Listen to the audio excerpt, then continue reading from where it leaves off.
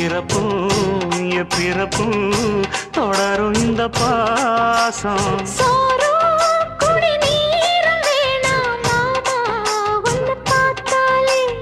ஆறும்